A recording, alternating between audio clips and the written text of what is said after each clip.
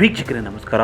ಭಾರತೀಯ ಇತಿಹಾಸದ ಸುವರ್ಣ ಪುಟಗಳಲ್ಲಿ ದಕ್ಷಿಣ ಪಥದ ಅಪ್ರತಿಮ ಸಾಮ್ರಾಟರೆಂದೇ ಖ್ಯಾತಿ ಪಡೆದವರು ವಿಜಯನಗರದ ಸಾಮ್ರಾಟ ಶ್ರೀಕೃಷ್ಣದೇವರಾಯರು. ಅವರ ಹೆಸರೆತ್ತಿದರೆ ಸಾಕು ಅತ್ತ ಬಿಜಾಪುರದ ಸುಲ್ತಾನರ ಅರಮನೆಯ ಗೋಡೆಗಳು ನಡಗುತ್ತಿದ್ದವು, ಇತ್ತ ಗಜಪತಿಗಳ ಗರ್ವ ಅಡಗುತ್ತಿತ್ತು. ಅವರ ಕೈಯಲ್ಲಿದ್ದ ಆ ಪ್ರಬಲ ಖಡ್ಗ ಕೇವಲ ಶಸ್ತ್ರವಾಗಿರಲಿಲ್ಲ, ಅದು ಅಧರ್ಮವನ್ನು ಸೀಳುವ ಕಾಲಭೈರವನ ಆಯುಧದಂತಿತ್ತು. ಆ ಖಡ್ಗದ ಜಳಪಿನ ಮುಂದೆ ಎಂತಹ ಬಲಿಷ್ಠ ಎದುರಾಳಿಗಳು ಕೂಡ ಮಂಡಿ ಊರಿ ನಿಲ್ಲುತ್ತಿದ್ದರು. ಅದು 1520ರಲ್ಲಿ ನಡೆದ ಯುದ್ಧ.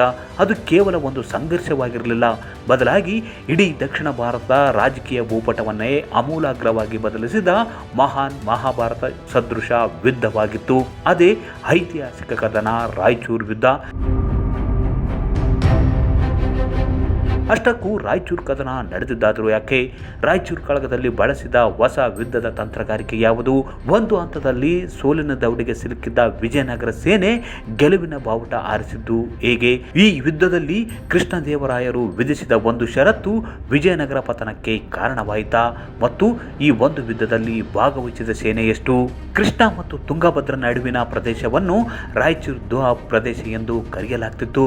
ಇದು ಎಷ್ಟು ಫಲವತ್ತಾಗಿತ್ತು ಅಂದರೆ ಈ ಪ್ರದೇಶದ ಮೇಲೆ ಹಿಡಿತ ಸಾಧಿಸಲು ಶತಮಾನಗಳಿಂದ ಯುದ್ಧಗಳು ನಡೆಯುತ್ತಿದ್ದವು. ವಿಜಯನಗರ ಸಾಮ್ರಾಜ್ಯ ಮತ್ತು ಬಿಜಾಪುರದ ಆದಿಲ್ ಶಾಹಿಗೆ ಈ ಪ್ರದೇಶವು ಪ್ರತಿಷ್ಠೆಯ ಸಂಕೇತವಾಗಿತ್ತು. ಇದೊಂದು ಕಾರಣವಲ್ಲದೆ ವಿಜಯನಗರಕ್ಕೆ ವಂಚಿಸಿದ್ದ ಕುದುರೆಗಳ ವ್ಯಾಪಾರಿಗೆ ಬಿಜಾಪುರ ಸುಲ್ತಾನನು ಆಶ್ರಯ ನೀಡಿದ್ದ.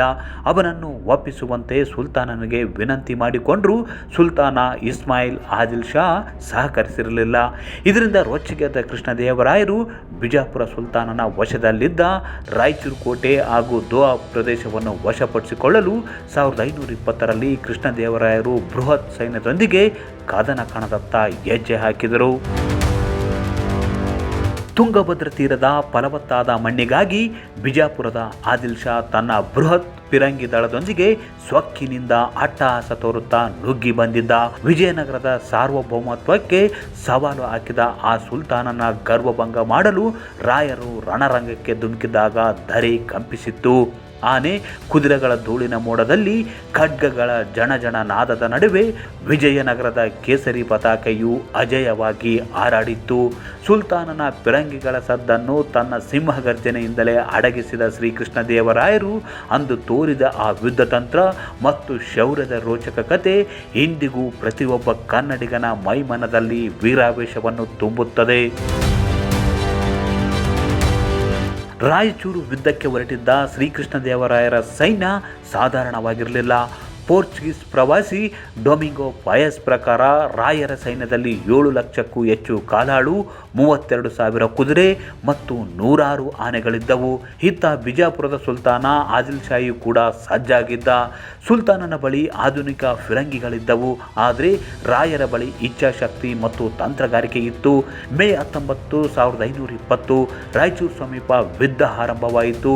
ಯುದ್ಧದ ಒಂದು ಹಂತದಲ್ಲಿ ವಿಜಯನಗರದ ಸೈನ್ಯ ಸುಲ್ತಾನನ ಫಿರಂಗಿ ದಾಳಿಗೆ ಬೆದರಿ ಹಿಂದೆ ಸರಿಯತೊಡಗಿದಾಗ, ಆಗ ಸ್ವತಃ ಶ್ರೀಕೃಷ್ಣದೇವರಾಯರು ಮುನ್ನುಗ್ಗಿದಾಗ ರಣೋತ್ಸಾಹ ಮುಗಿಲು ಮುಟ್ಟಿತ್ತು.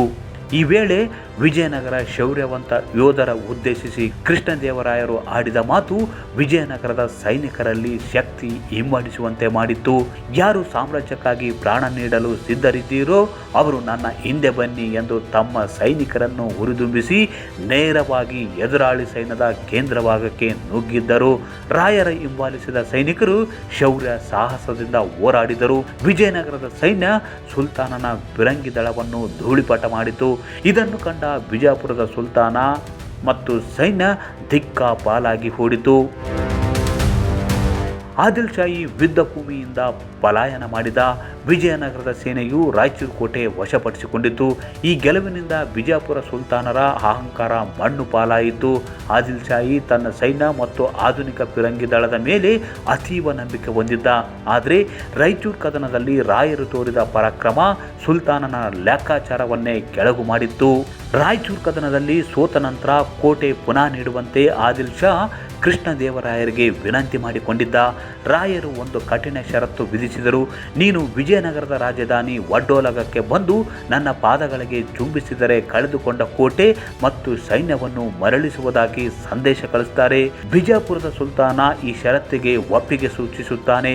ಆದರೆ 2 ರಾಜ್ಯಗಳ ಗಡಿಯಲ್ಲಿರುವ ಮುದಗಲ್ ಕೋಟೆಗೆ ಬರುವಂತೆ ಕೃಷ್ಣದೇವರಾಯರನ್ನು ಕೋರುತ್ತಾನೆ. ಆದರೆ ಬಿಜಾಪುರ ಸುಲ್ತಾನ ಮಾತಿಗೆ ತಪ್ಪಿ ಬಿಜಾಪುರದಲ್ಲೇ ಉಳಿದುಕೊಳ್ಳುತ್ತಾನೆ. ಇದರಿಂದ ಕೋಪಗೊಂಡ ಕೃಷ್ಣದೇವರಾಯರು ಬಿಜಾಪುರಕ್ಕೆ ಸೈನ್ಯ ಸಮೇತವಾಗಿ ದಾಳಿ ಮಾಡಿದ್ದಲ್ಲದೆ ಅರಮನೆ ಪ್ರವೇಶಿಸುತ್ತಾರೆ. ಆದಿಲ್ ಶಾಹನು ಬಿಜಾಪುರ ತೊರೆದು ಪಲಾಯನ ಮಾಡುತ್ತಾನೆ. ವಿಜಯನಗರದ ಸೈನ್ಯ ರಾಜಧಾನಿ ಬಿಜಾಪುರ ನಗರವನ್ನು ಲೂಟಿ ಮಾಡುತ್ತದೆ. ಇದು ಬಿಜಾಪುರಕ್ಕೆ ಅವಮಾನವಾಗಿ ಪರಿಣಮಿಸುತ್ತದೆ. ಇದರ ಪ್ರತೀಕಾರವೇ ಮುಂದೆ ವಿಜಯನಗರದ ಅವನತಿಗೆ ಕಾರಣವಾಯಿತು ಎಂಬ ಮಾತುಗಳು ಕೂಡ ಇವೆ. ದಕ್ಷಿಣ ಭಾರತದಲ್ಲಿ ವಿಜಯನಗರ ಅತಿ ದೊಡ್ಡ ಶಕ್ತಿಯಾಗಿ ಹೊರಹೊಮ್ಮಿತು. ಅಷ್ಟೇ ಅಲ್ಲ, ರಾಯಚೂರಿನ ಈ ವಿಜಯವು ಕೃಷ್ಣದೇವರಾಯರನ್ನು ಭಾರತ ಶ್ರೇಷ್ಠ ರಾಜರ ಪಟ್ಟಿಯಲ್ಲಿ ಅಜರಾಮರವಾಗಿಸಿತು. ರಾಯಚೂರು ಕದನ ಕೇವಲ ಒಂದು ಪ್ರದೇಶಕ್ಕಾಗಿ ನಡೆದ ಯುದ್ಧವಾಗಿರಲಿಲ್ಲ, ಬದಲಿಗೆ ಅದು ಮಣ್ಣಿನ ಹೆಮ್ಮೆ ಮತ್ತು ಪರಕೀಯರ ಆಕ್ರಮಣದ ವಿರುದ್ಧದ ಗೆಲುವಾಗಿತ್ತು. ನಮ್ಮ ಇತಿಹಾಸದ ಇಂಥ ವೀರಗಾಥೆಗಳನ್ನು ನಾವು ಎಂದೂ ಮರೆಯಬಾರದು. ಈ ವಿಡಿಯೋ ನಿಮಗೆ ಇಷ್ಟವಾದರೆ ಲೈಕ್ ಮಾಡಿ, ಶೇರ್ ಮಾಡಿ, ಹಾಗೆ ನಮ್ಮ ಚಾನಲ್ ಸಬ್ಸ್ಕ್ರೈಬ್ ಮಾಡಿ. ಜೈ ಕರ್ನಾಟಕ ಮಾತೆ.